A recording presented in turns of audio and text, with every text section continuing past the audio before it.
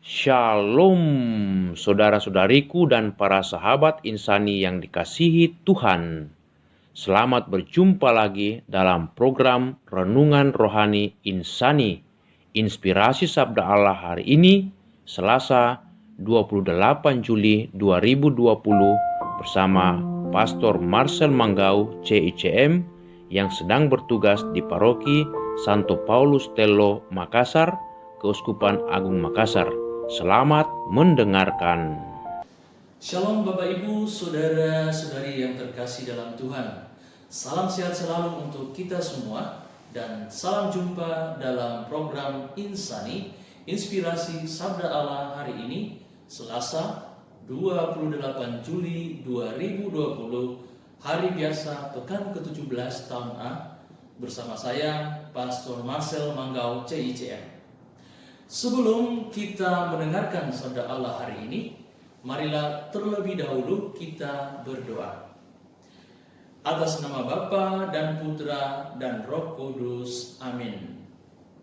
Allah Bapa yang Maha Rahim, kami bersyukur kepadamu karena Engkau selalu memberikan kami kesempatan untuk merawat hidup kami dengan segala sabda kebaikan-Mu. Kami mohon terangilah hati dan budi kami agar mampu bertahan hidup seturut sabda-Mu di tengah segala tantangan yang bisa membawa kami kepada kejahatan. Demi Kristus Tuhan kami. Amin. Saudara-saudari terkasih, sabda Allah hari ini diambil dari Injil Matius bab 13 ayat 36 sampai dengan 43. Pada suatu hari, Yesus meninggalkan orang banyak lalu pulang. Para murid kemudian datang dan berkata kepadanya, "Jelaskanlah kepada kami arti perumpamaan tentang lalang di ladang itu." Yesus menjawab, "Orang yang menaburkan benih baik ialah anak manusia. Ladang itu ialah dunia. Benih yang baik adalah anak-anak kerajaan dan lalang adalah anak-anak si jahat. Musuh yang menaburkan benih lalang ialah iblis. Waktu menuai ialah akhir zaman dan para penuai itu malaikat. Maka seperti lalang itu dikumpulkan dan dibakar dalam api, demikian juga pada akhir zaman. Anak manusia akan mengutus malaikat-malaikatnya dan mereka akan mengumpulkan segala sesuatu yang menyesatkan dan semua orang yang melakukan kejahatan dari dalam kerajaannya. Semuanya akan dicampakkan ke dalam dapur api. Di sanalah akan terdapat ratapan dan kertak gigi. Pada waktu itulah orang benar akan bercahaya seperti matahari dan dalam kerajaan Bapa mereka. Siapa bertelinga, hendaklah ia mendengarkan." Demikianlah Injil Tuhan. Terpujilah Kristus. Saudara-saudari pencinta insani dimanapun Anda berada, dalam menjelaskan perumpamaannya tentang ilalang dan gandum kepada para murid, Yesus berbicara tentang pemisahan akhir antara yang baik yang digambarkan dengan benih yang baik dalam bacaan Injil hari ini. Nah, yang jahat juga yang digambarkan dengan ilalang pada akhir zaman. Yesus menekankan bahwa pemisahan pada akhir zaman itu akan dibuat oleh anak manusia atau dia sendiri dengan para malaikat. Selain itu, tersingkap juga dalam bacaan Injil hari ini bahwa benih baik dan ilalang tetap dibiarkan bertumbuh bersama hingga hari pemisahan akhir tiba.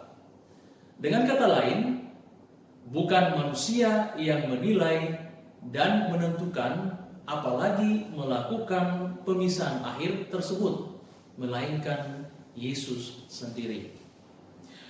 Saudara-saudari pencinta insani, Beberapa tahun lalu, ketika menonton televisi tentang berita bom bunuh diri di beberapa gereja di Jawa Timur, saya sempat mendengar komentar semacam doa dan harapan mengerikan keluar dari mulut teman saya yang turut menonton berita saat itu. Begini, "Kuharap para pelaku dan otak di balik bom bunuh diri itu beserta seluruh anggota keluarga serta keturunannya dikutuk dengan penderitaan tiada henti dan masuk neraka."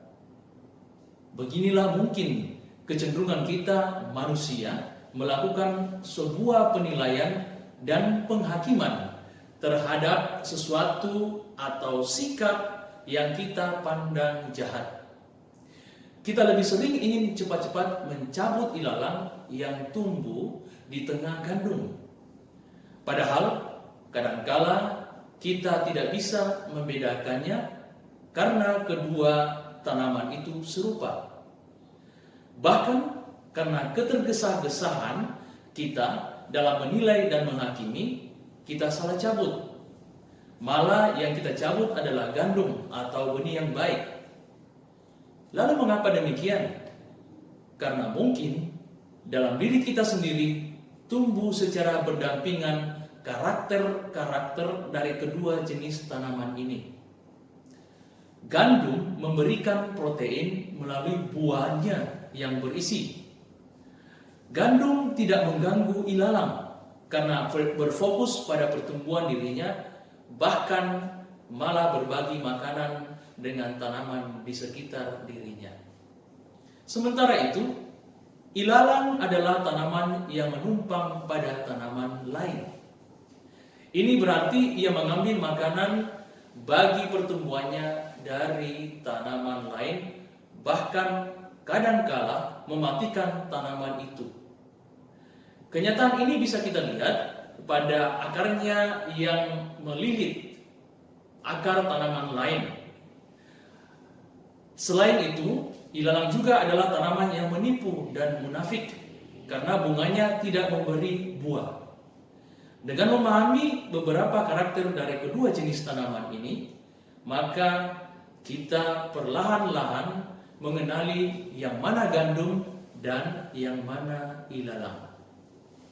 Namun, cara paling jitu untuk bisa membedakannya adalah menunggu sampai kedua jenis tanaman ini memberikan buah. Itulah sebabnya Yesus dalam bacaan Injil hari ini memberikan kesempatan untuk bertumbuh bersama hingga masa akhir hidup dari kedua jenis tanaman ini, yaitu ketika musim panen tiba. Yang menghasilkan buah akan dipanen dan dimasukkan ke dalam lumbung, sedangkan yang tidak berbuah akan dimasukkan ke dalam api dan dibakar. Eksekusi tugas ini adalah hak Yesus sendiri dan bukan kita manusia biasa yang penuh dosa ini. Dalam dunia ini, orang-orang benar hidup bersama-sama orang-orang yang menyesatkan dan yang melakukan kejahatan. Secara kasat mata sulit membedakan mana yang sungguh orang benar dan yang sungguh penyesat.